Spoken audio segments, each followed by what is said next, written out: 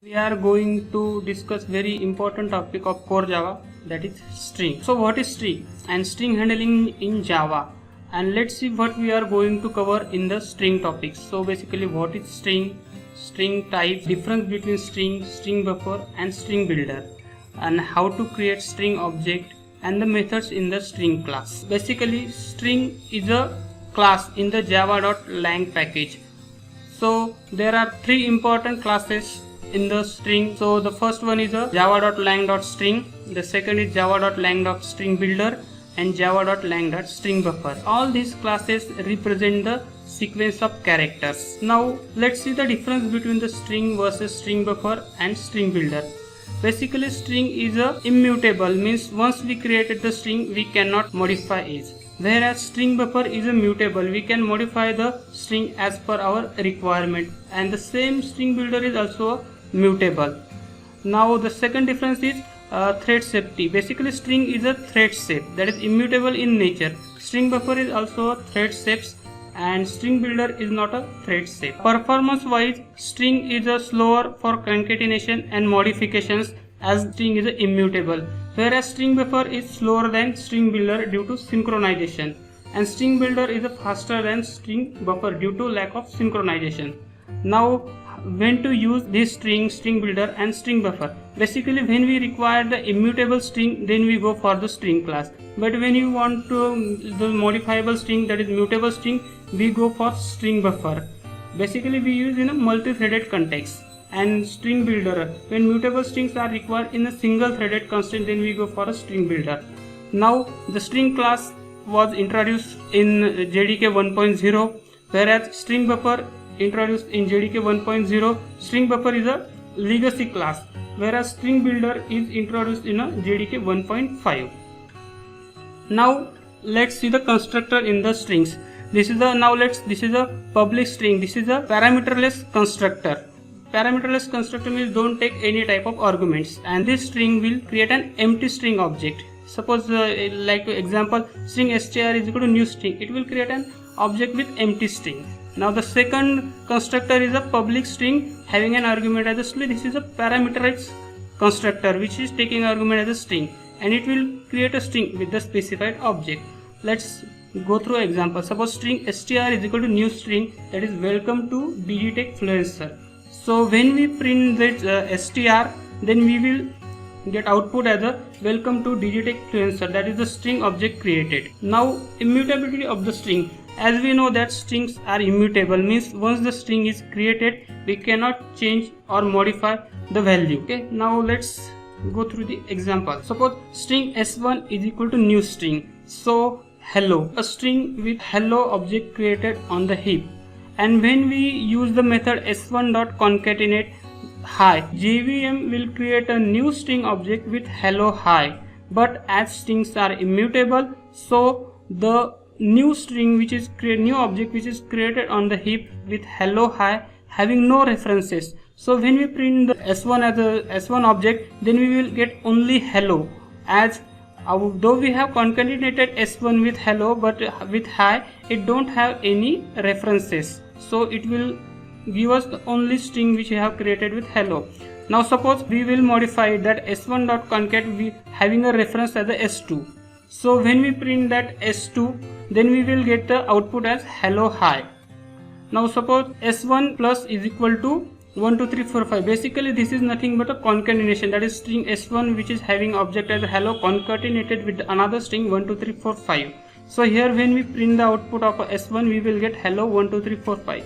As we know that strings are immutable, but string references are mutable. That's why here we are getting output as a s1 is equal to hello 1 2 3 4 5. But now let's go through the memory diagram. First the string class is get loaded on the method area, and when we create a string with a hello object, now the hello object is created on the heap which is pointing to this class, and s1, as we know that this is a method local variable, so it gets memory, it's allocated on the stack. Okay, now s1 is pointing to hello, but when s1 is concatenated with hi, JVM will create a new object, and the new object is hello hi. But as this concatenated object having no references. So when we print the s1, it will give us the original string with hello. This is how the string is immutable. Now let's go through the string methods, that is called as string API. Now we have lots of methods in the string classes. We are going through very important methods of the string class, that is equals methods. Public boolean equals, taking argument as an object. So basically this method will return type is a boolean. So this method will check whether the two strings objects contain is same or not. If two strings object contain is same, then equals method will return true value, otherwise it will return the false value. The another method is equals ignore case object.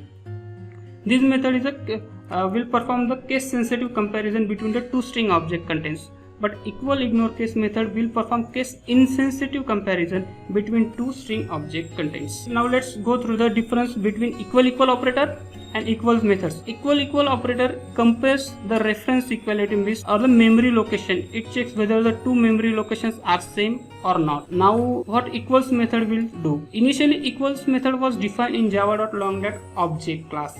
It was implemented in such a way that to provide comparison between two object reference values. So basically equals method which is defined in the object class also works on the reference equality.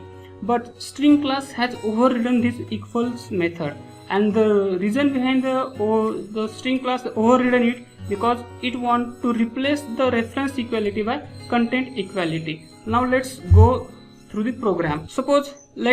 Here is our program. Suppose we have created a string s1 with testing 1 2 3 4 5. The new object is created on the heap having the string as a testing 1 2 3 5. Then the string s2, another new object is created on the heap with the string testing 1 2 3 4 5. Now if we compare s1 equal to s2 with double equal operator, then it will give us false as a result. Let's check it through the STS. We are using STS for our Java programming as IDE. You can use Eclipse or STS also and IntelliJ IJ also. Now let's run the program to go through it.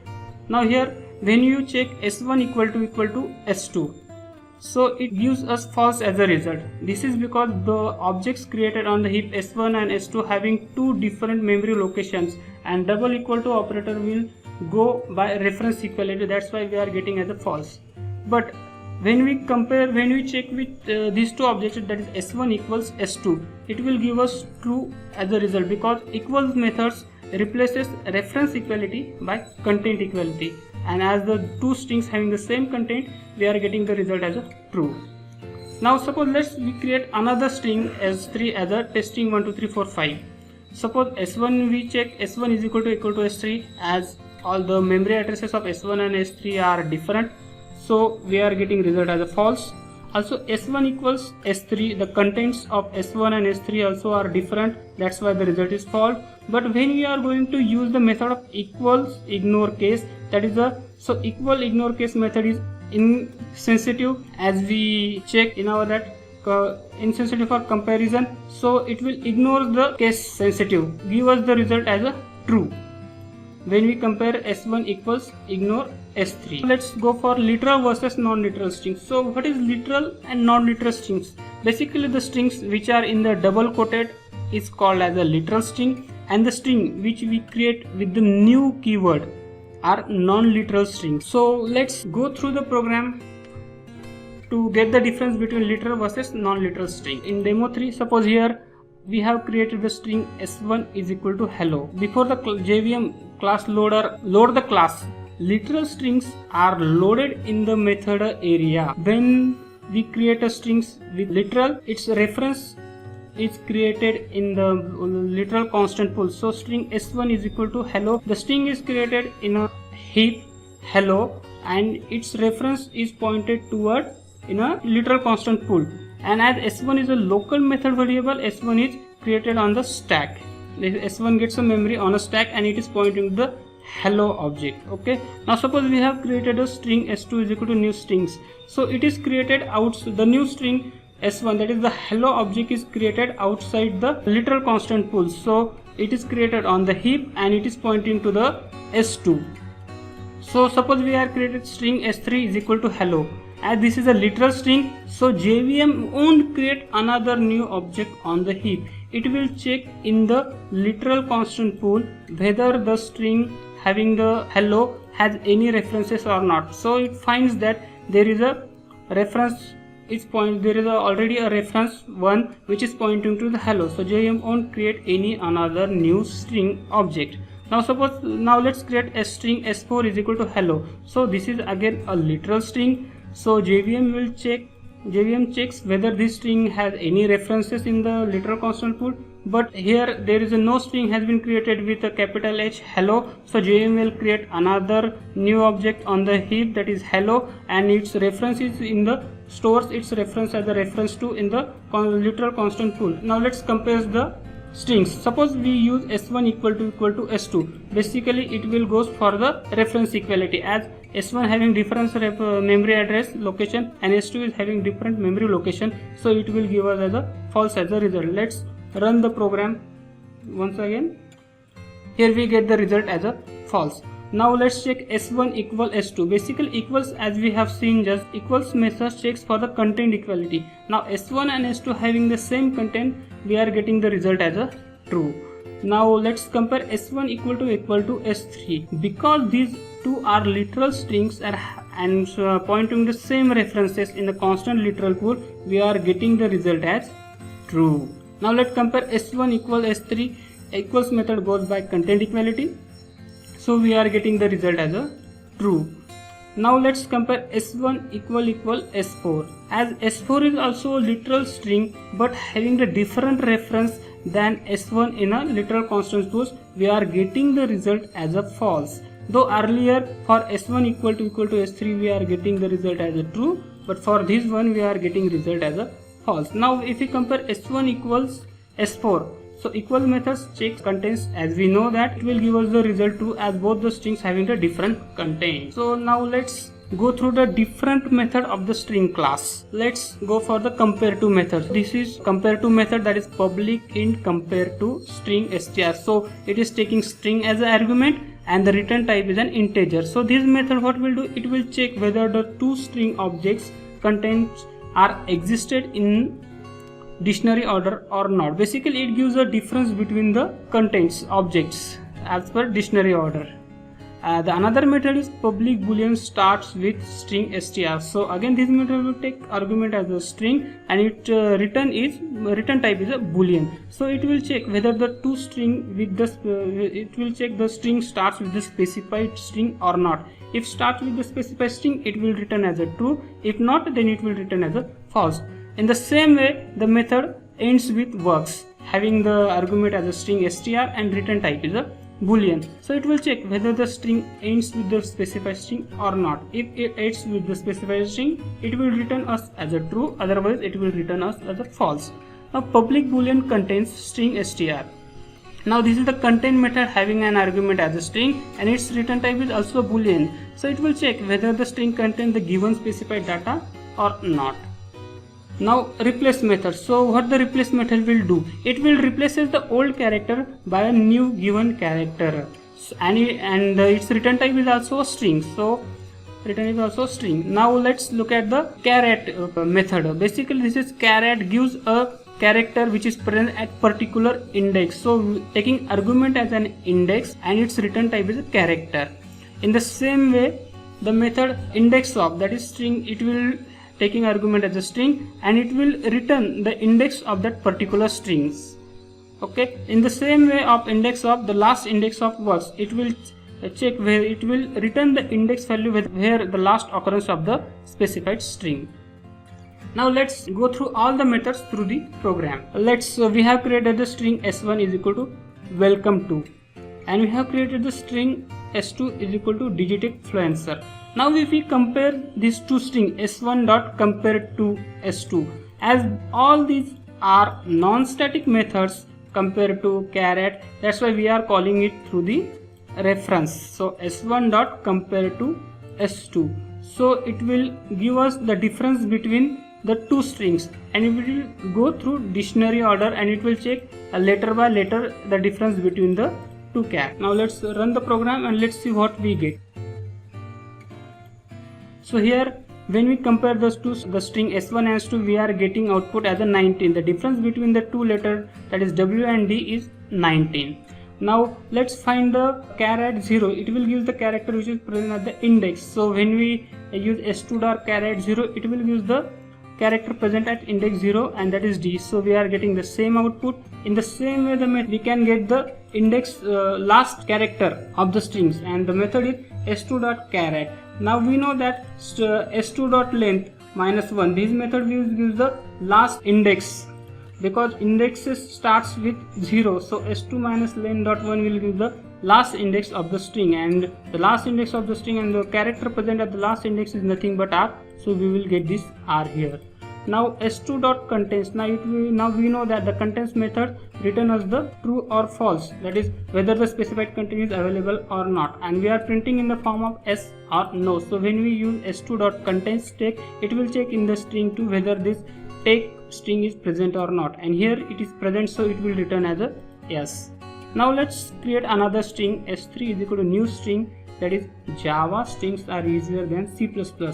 Now let's find out the indices of the strings here. Now suppose we are using the index of method and we have to find the strings. It will give the first occurrence of the string because of the index of method. The index of methods give us the first occurrence of the strings. So its first occurrence is at index 5, so it is returning us 5. And in the same way we can find the last occurrence of the string. So for that we use method last index of, and the last index of string it will give us as a 29, which is at the index 29.